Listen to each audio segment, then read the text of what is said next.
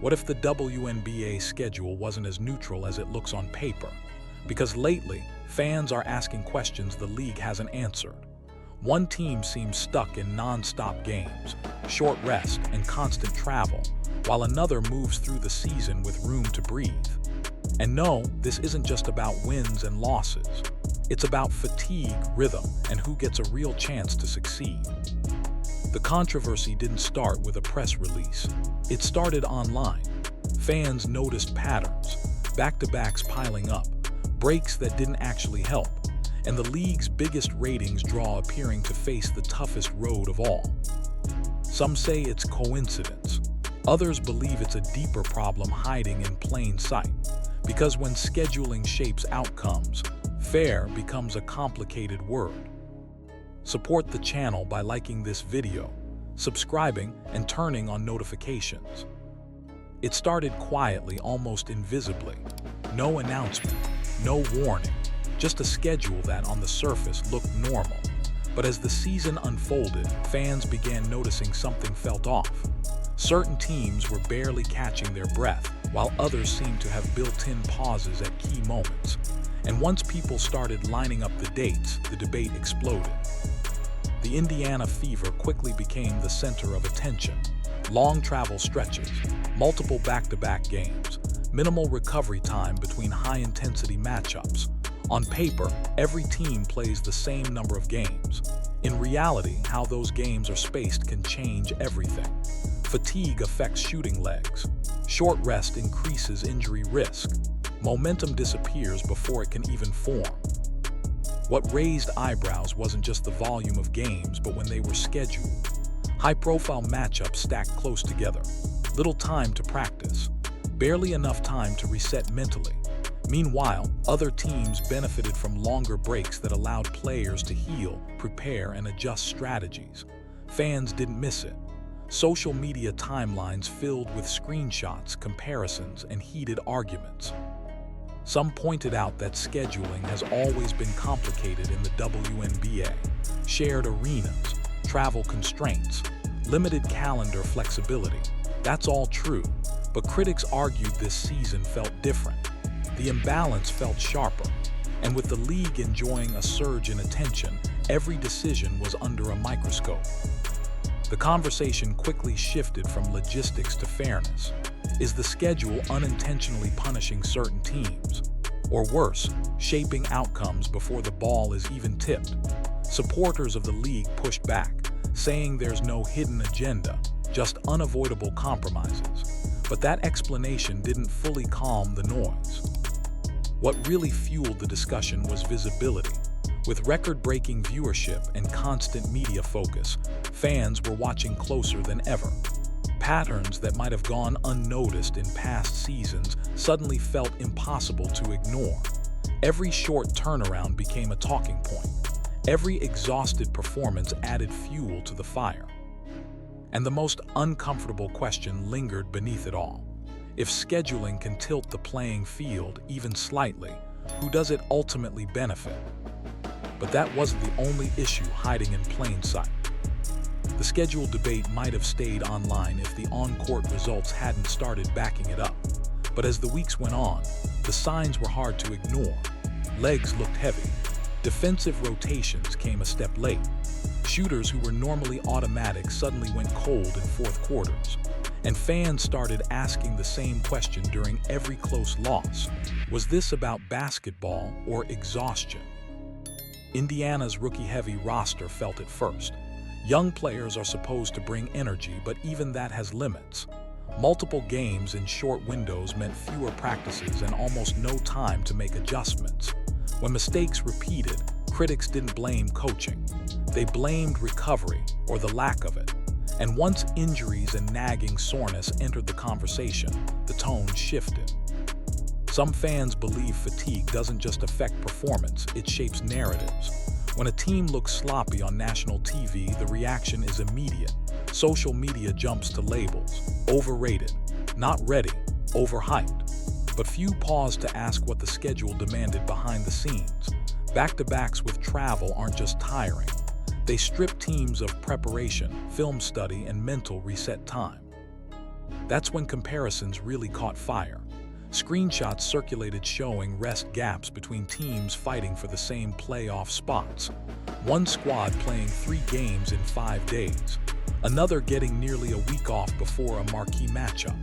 On paper, it's all within league rules. In reality, it felt uneven. League defenders were quick to respond. They pointed out that every season has tough stretches, that veterans have played through worse, that adversity is part of the game, and to an extent they're right. But critics pushed back with one key point: context matters. This isn't just any season. The spotlight is brighter, the margin for error is smaller, and the consequences of fatigue are amplified. What really kept the debate alive was how quiet things stayed officially.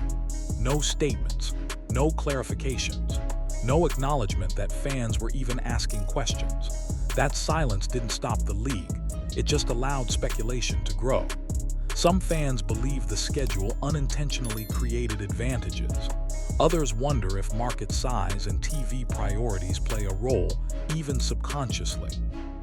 No proof, no confirmation, just questions stacking up with every tired performance. And then the media stepped in and changed the direction of the conversation entirely. Once the conversation hit mainstream sports media, the tone subtly shifted, and that raised eyebrows. Instead of focusing on travel days, rest gaps, or workload, much of the coverage zoomed in on performance alone.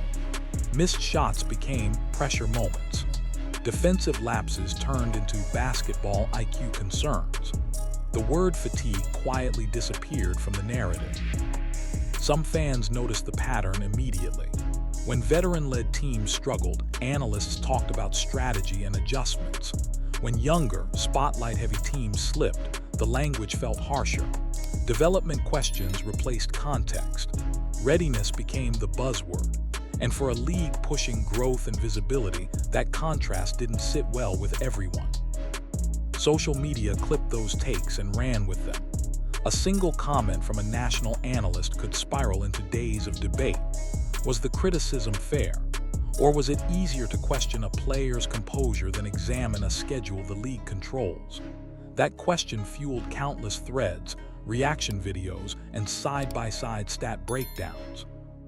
Reports claim some media members privately acknowledged the fatigue issue, but avoided leaning into it publicly. Why? Because it complicates the story. It shifts accountability upward, and that's harder to package into a quick segment or viral clip. Simpler narratives travel faster, even if they miss the full picture. Players, meanwhile, stayed mostly quiet. No direct complaints, no public excuses, just short answers and forced smiles in post-game interviews. But body language told its own story. Long pauses, carefully chosen words, answers that hinted at more without saying it outright. That restraint earned respect from some fans and frustration from others. Because when players don't speak, narratives fill the silence. And in this case, those narratives weren't always kind. What made things more interesting was how quickly the conversation stopped being about one team. Suddenly, fans from across the league were comparing schedules, minutes played, and rest days. It wasn't isolated anymore. It felt systemic. And just when it seemed like the debate might fade, one unexpected moment reignited everything. The tipping point didn't come from a press conference or a league statement. It came during a routine game that suddenly didn't feel routine at all. Midway through the matchup, cameras caught a brief exchange on the sideline. Nothing explosive, no shouting, but enough to spark questions. A star player sat longer than expected. A coach's explanation didn't quite line up with what fans were seeing on the floor. Within minutes, clips flooded social media. Slow-motion breakdowns, zoomed-in reactions. Fans weren't just watching the game anymore. They were analyzing everything around it. The rotation choices, the minutes distribution, even the body language during timeouts. Something felt off and viewers could sense it. Commentators tried to keep the focus on basketball, but the conversation had already shifted.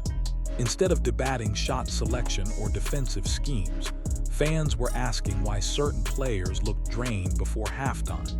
why substitutions came earlier than usual, why a team known for late-game pushes suddenly ran out of energy down the stretch. Some fans believe that game exposed what had been building quietly for weeks. Others argue it was just an off night amplified by online speculation.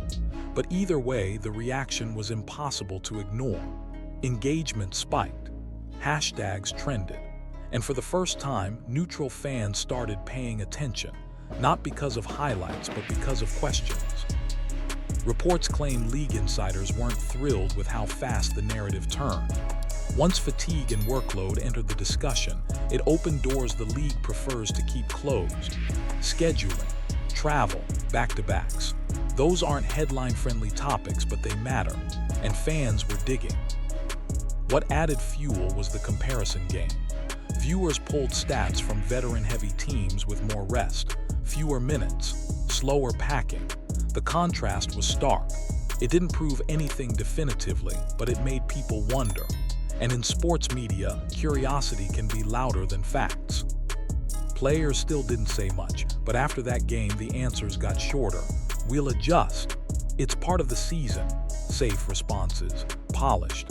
Almost too polished. And that restraint only deepened speculation. Because when athletes avoid specifics, fans assume there's a reason. Not drama, not rebellion, just something they're choosing not to say out loud. And as that silence stretched on, attention shifted toward one group that couldn't stay quiet forever: the league itself. Not long after the noise hit its peak, something subtle changed. No announcements, no official memos, but patterns don't lie. Rotations across the league tightened. Star players saw slightly reduced minutes. Travel schedules were suddenly framed as manageable in post-game interviews, almost as if everyone had received the same talking points. To some fans, this looked like coincidence. To others, it felt coordinated. Reports claim league officials were aware of the growing online discussion and didn't want the narrative spinning out of control. When fatigue and workload become part of the public conversation, it invites uncomfortable questions about scheduling priorities, player care, and whether the league is pushing its stars too hard during high-visibility stretches. Media coverage shifted too. Analysts who had spent weeks praising non-stop action suddenly emphasized depth and long-term health. It was a noticeable pivot, subtle but consistent. Some fans believe this was damage control. Others argue it was smart league management. There's no confirmed directive, but the timing raised eyebrows, especially when teams in marquee matchups began resting players more strategically, often right before nationally discussed games. Players remained careful with their words. No accusations, no complaints, just phrases like trusting the process and listening to our bodies. Safe language, neutral, but also revealing in what it avoided. And then came the interviews that didn't air. Local reporters hinted that certain answers were cut short or redirected. Nothing explosive, but enough to suggest boundaries. Whether intentional or not, the league's quiet response changed how fans viewed the season. Games weren't just games anymore. They were signals. And with that shift, the focus moved from what was happening on the court to who might finally break the silence. That's when the conversation stopped being about schedules and turned into something much louder. Fans didn't just argue numbers anymore. They picked sides. Social media timelines filled with side-by-side graphics comparing rest days, back-to-backs, and travel miles. Some fans framed it as simple mismanagement. Others went further, claiming favoritism was shaping the league's biggest storylines. Rumors suggest certain teams were being protected, while others were being pushed to carry the season's momentum on tired legs. The Indiana fever became the center of that storm. Supporters argued the team was being asked to do too much, too fast, especially with the league's most-watched rookie under constant pressure. Critics pushed back, saying stars are supposed to handle heavy minutes and tough stretches. But that argument only fueled the fire. Meanwhile, Dallas found itself dragged into the debate whether it wanted to be or not. Some fans believed the Wings' lighter stretches were intentional. Others said it was just luck of the draw. Still, the optics didn't help, especially when conversations about load management started popping up again. What made things worse was the tone shift online. This stopped being about basketball strategy and turned into accusations of bias, media favoritism, and narrative control. Every win, every loss, every rest day became evidence for someone's argument. And once fans feel unheard, the noise doesn't fade, it multiplies. But just when it seemed like the debate couldn't get louder, a few unexpected comments poured gasoline on the fire. What really unsettled fans wasn't just the schedule itself. It was the response, or lack of one. No clear explanation, no detailed breakdown, just silence.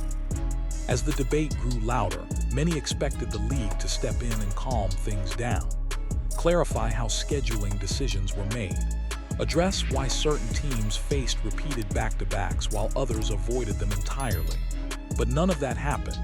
And in sports, silence is rarely neutral.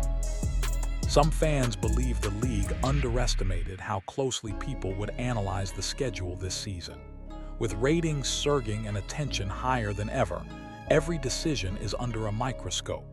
Even routine logistics suddenly feel political, especially when they impact the league's most visible teams.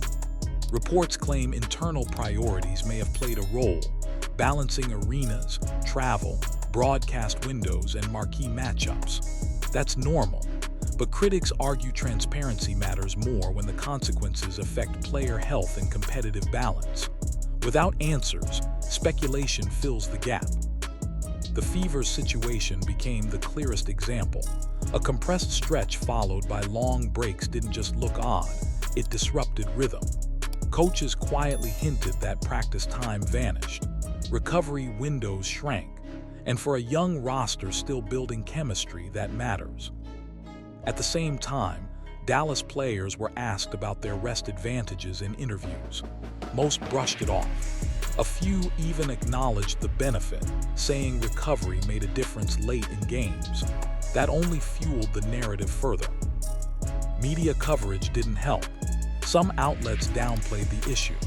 Others leaned into it, framing the situation as another chapter in the league's ongoing identity struggle. Who gets protected, who gets pushed, and who carries the spotlight. And that's when the conversation shifted again. Because once fans stop debating schedules and start questioning motives, the story becomes much bigger than dates on a calendar. It becomes about trust, about fairness, about whether the league truly understands the moment it's in. And with the season just getting started, this tension wasn't fatting anytime soon. Especially with one final twist still waiting to surface. Everything changed after one post-game comment. It wasn't explosive, it wasn't angry, but it landed hard. When a Fever player was asked about fatigue late in a tight loss, she paused, smiled slightly, and said the team was still adjusting. That was it.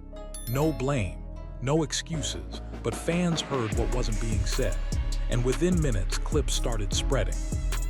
Some fans believed it was a subtle call-out. Others said it was just honesty. Either way, the timing mattered. The comment came after yet another stretch of games with minimal rest, and people were already watching closely. Online debates reignited overnight. Screenshots of the schedule resurfaced. Comparisons flew. Some fans accused the league of pushing certain teams harder because they drive attention.